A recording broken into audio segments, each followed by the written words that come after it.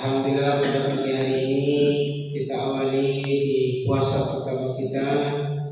InsyaAllah dalam sebulan full di Mushola An-Nur ini kita adakan kajian tarawih dan juga kajian subuh. Mudah-mudahan niat baik yang telah diagendakan ini dituntun oleh Allah Subhanahu wa Ta'ala dengan tuntunan yang dimudahkan, dilancarkan, dan diberikan pahala yang sebesar-besarnya di hadapan Allah Subhanahu wa Ta'ala. Hadirin masyarakat subuh yang dirahmati Allah Subhanahu wa Ta'ala, khusus materi yang akan kami sampaikan, kita akan mengkaji tentang kitab Arba'in An-Nawawi yang menurut pemahaman kami kitab ini cukup dikatakan sempurna untuk mengamalkan Islam dengan baik, di mana ada 42 hadis yang disyarah dan juga dijelaskan secara rinci oleh para ulama dan dikarang oleh Imam An-Nawawi, dan ini mengantarkan kepada kita untuk menjadi manusia yang lebih baik. Guru kami menjelaskan kalau seandainya kutipan-kutipan hadis ini tidak ada hadis-hadis yang lain, maka dirasa cukup untuk menjadikan kita menjadi manusia yang baik. Jamaah sekalian yang dirahmati Allah Subhanahu wa Ta'ala, hadis ini bicara pertama tentang niat, sebagaimana diriwayatkan oleh Amirul Mukminin Abi Hafs Umar bin Khattab. Jadi Umar bin Khattab itu mendapatkan gelar Amirul Mukminin karena dia adalah pemimpin kaum muslimin, Khulafaur Rasyidin, dan beliau juga merupakan mertua dari Rasulullah Sallallahu Alaihi Wasallam. Kenapa di sini hanya disebut dengan Abi Hafs? Karena Hafsah itu yang dinikahi oleh Rasulullah Sallallahu Alaihi Wasallam. Sehingga beliau menukil ini menjelaskan bahwa ini gelar yang luar biasa. Padahal anak-anak beliau banyak. Ya. Kemudian dikatakan bahwasanya Rasulullah Sallallahu Alaihi Wasallam itu menjelaskan di mana Umar bin Khattab pernah mendengar, dan ini menjadi kata kunci setiap amalan kita. Kata Rasulullah, innamal a'malu binniyat. Seluruh amal itu tergantung pada niatnya. Jadi mau kita apapun itu, mau puasa, mau haji, mau umroh, mau bikin rumah, mau bekerja, mau menikah, apapun seluruh aktivitas manusia secara umum, kata Rasulullah, tergantung pada niatnya.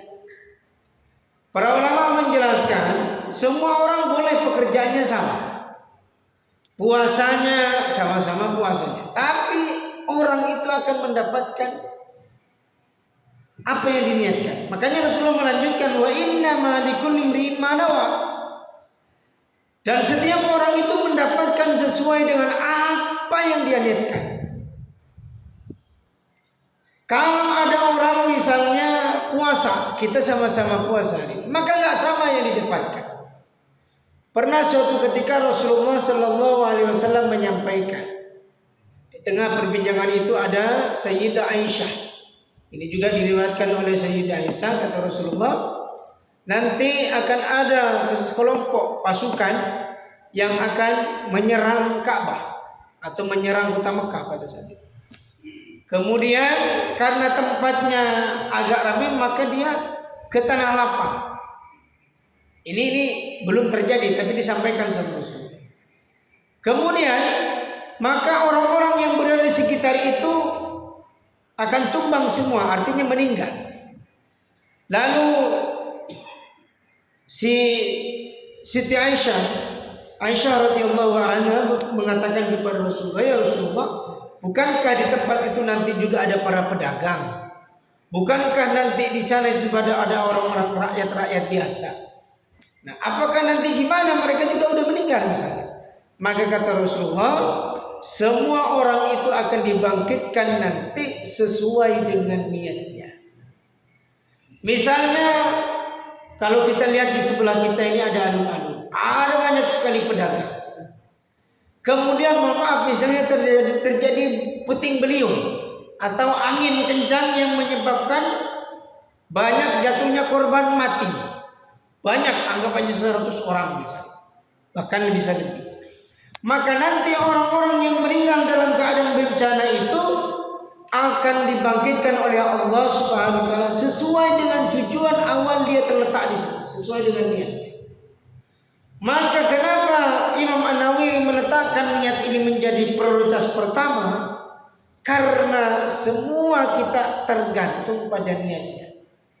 Kita termasuk puasa saat ini, niatnya tergantung apa? Ada orang niat karena puasa, nggak enak kalau saya nggak puasa. Yang lain puasa, masa saya nggak puasa? Akan begitu, Pak. Kemudian ada orang puasa karena keluarganya nggak ada yang makan, nggak ada yang minum. Nanti kalau ketahuan kagak enak. Maka yang dia dapatkan itu hanya sekedar itu. Makanya termasuk pada peristiwa-peristiwa besar. Apa peristiwa besar yang akan terjadi pada kita, pada manusia? Bahkan salah satu peristiwa besar dijadikan sebagai catatan sejarah oleh Amirul Mukminin. Apa itu? Peristiwa hijrah. Jadi peristiwa yang paling besar dalam hidup kita ini adalah peristiwa hijrah. Ini peristiwa ini, Pak.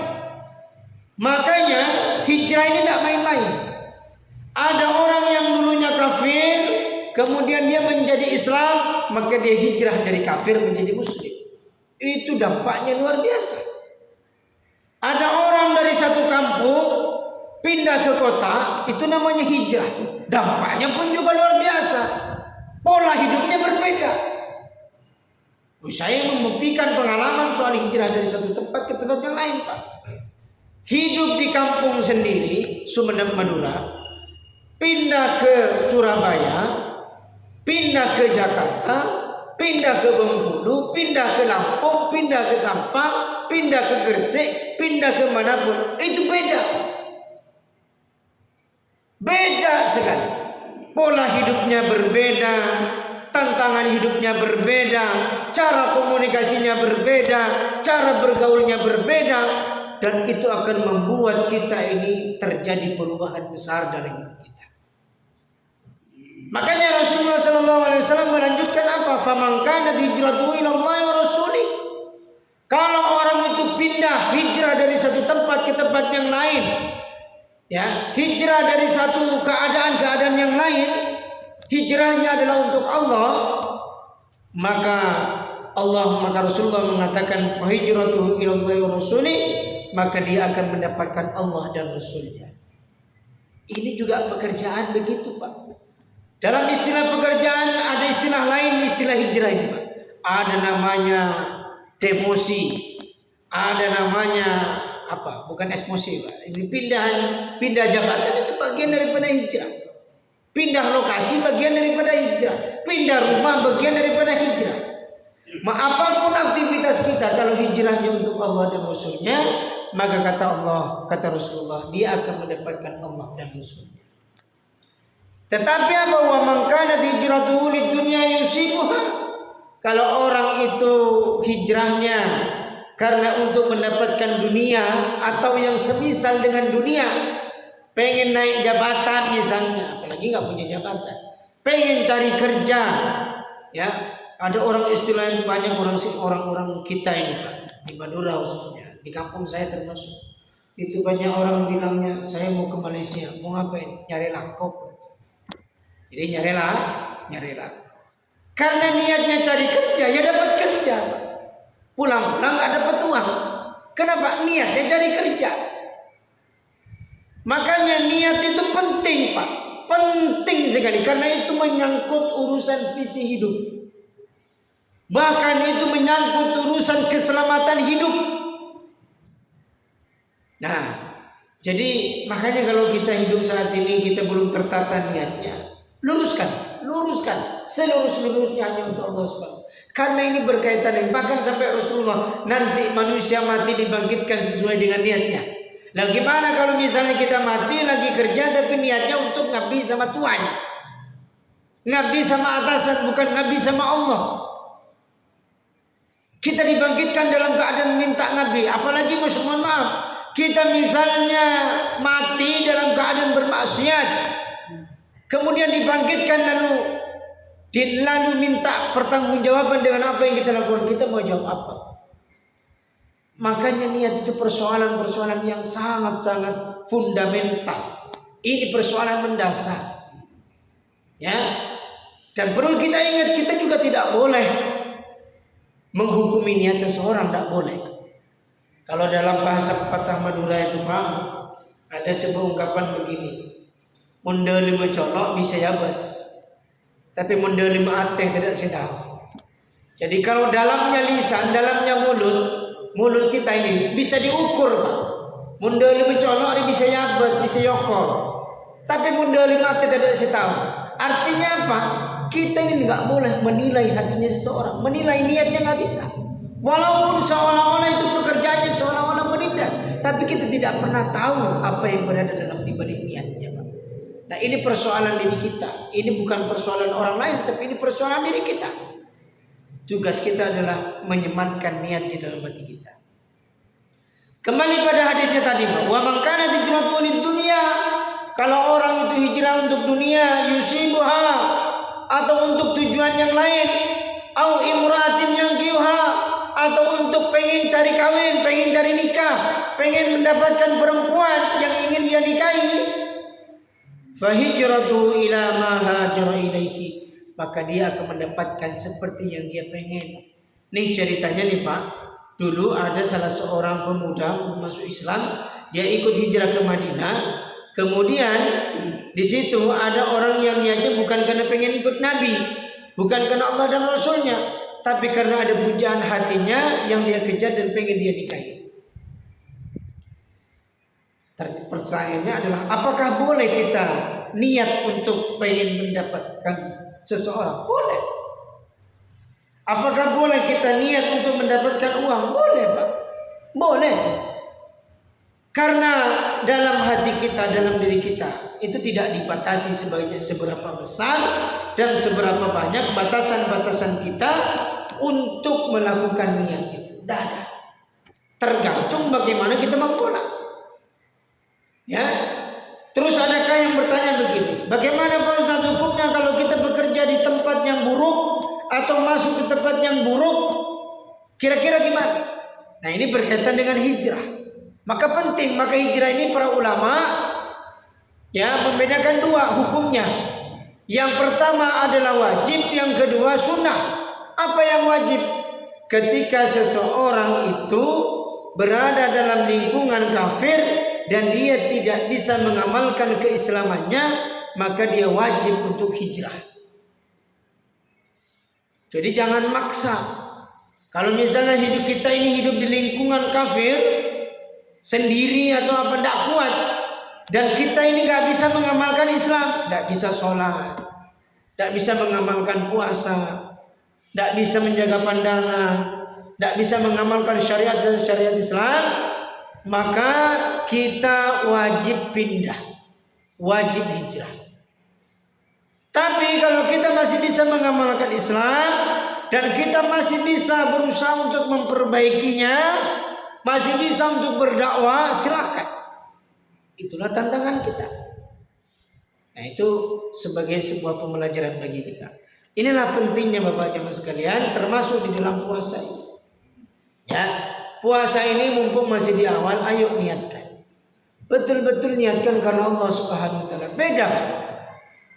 Orang yang niat dengan Allah hanya karena Allah, karena kultur, karena keadaan, karena memang sesuatu, beda. Ya. Makanya orang yang niat karena Allah betul-betul apa? Betul-betul dia konsentrasinya fokus kepada Allah saja. Ketika dia ditimpa ujian sama dapat sesuatu, dia bersyukur. Itulah nikmatnya Pak.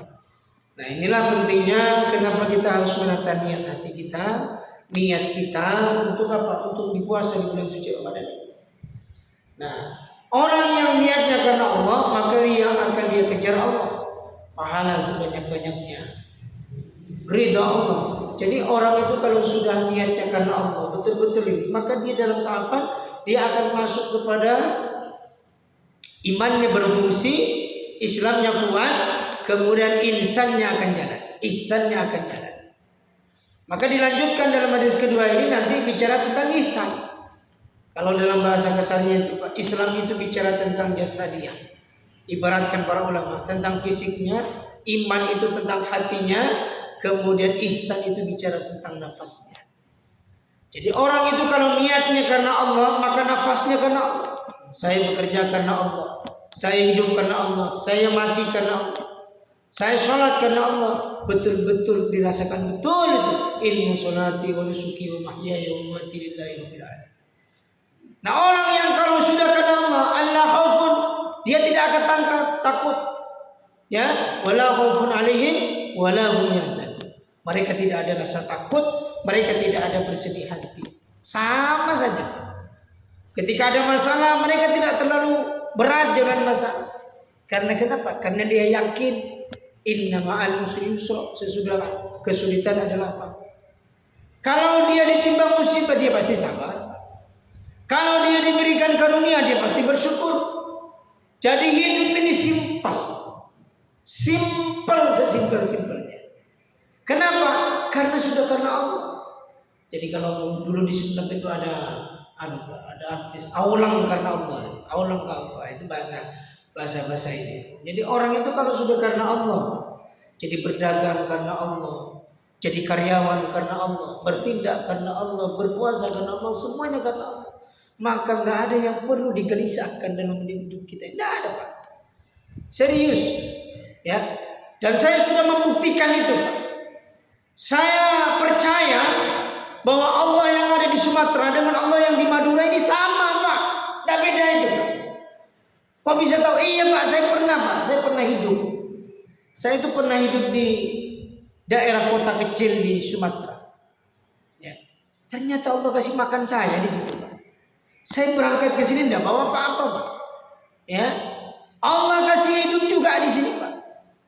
Artinya apa? Kalau Allah bisa menghidupkan yang di Mekah dan yang di Madinah, Allah bisa menghidupkan yang di Sumatera maupun yang di Madura, yang di Jawa maupun yang di Madura, dimanapun berada, maka tidak perlu kita merasa sakit hati, maka tidak perlu kita merasa kecewa, maka tidak perlu kita merasa sedih, maka kita tidak perlu merasa meratapi diri tentang nasib. Apapun yang terjadi, sudah Allah SWT. Gampang hidup itu, Pak. Jangan kalah kita dengan agama sebelah, ya, yang mengambil jalan ekstrim. Ya, ketika seorang perempuan sudah, ya, maupun laki-laki sudah menjadi dirinya ingin menjadi seorang pastor atau pendeta, ya, dia berusaha untuk melayani Tuhannya dengan cara tidak menikah. Ekstrim itu, Pak. Ya, ekstrim. Ya, dan itu dilarang oleh Nabi SAW. Kita tidak diminta untuk begitu. Kita hanya meluruskan niat betul-betul karena Allah. Kita diminta hanya betul-betul hanya lillahi ta'ala. Maka insya Allah hidup kita akan bahagia. Saya kira itu, Pak, 18 menit perjalanan kultum kita pada pagi hari ini. Semoga yang sedikit bisa merubah cara pandang kita tentang hidup, cara pandang kita tentang amalan-amalan kita. Mudah-mudahan Allah Subhanahu wa taala selalu memberkahi kehidupan kita. Ihdinas siratal mustaqim. Assalamualaikum warahmatullahi wabarakatuh.